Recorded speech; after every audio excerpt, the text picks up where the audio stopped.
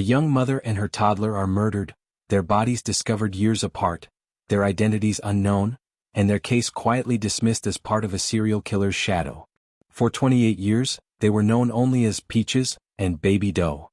No names, no family, no answers. But in 2025, everything changed. Because science and relentless investigators finally uncovered the truth. And with it came a shocking arrest that rewrites a major chapter of the Gilgo Beach case. Subscribe to this channel for see the full story and much more. For decades, Peaches was the mystery no one could solve. Found in 1997, she had no missing person report. No one claiming her as a sister, a daughter, or a mother.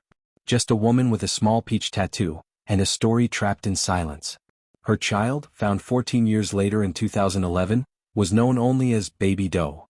A toddler discovered near Gilgo Beach, barely mentioned among the larger LISK investigation. Despite public appeals and national coverage of that peach tattoo, almost no leads came in.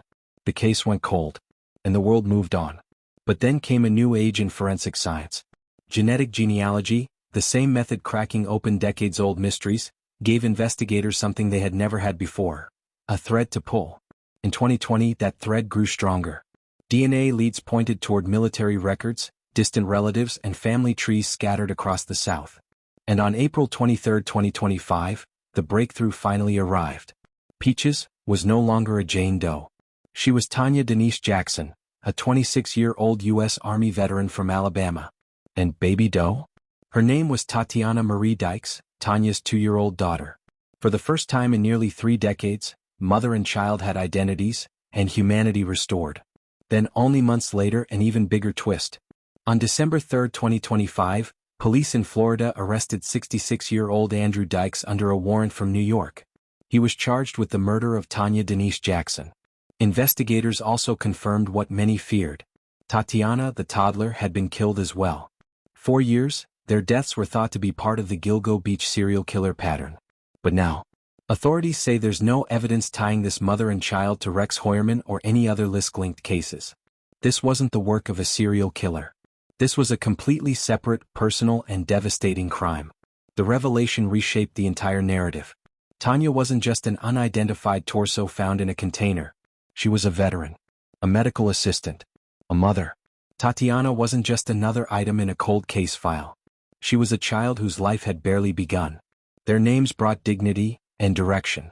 Because without identity, justice is impossible. But with identity, the path opens. Now investigators are building their case. Extradition is in motion.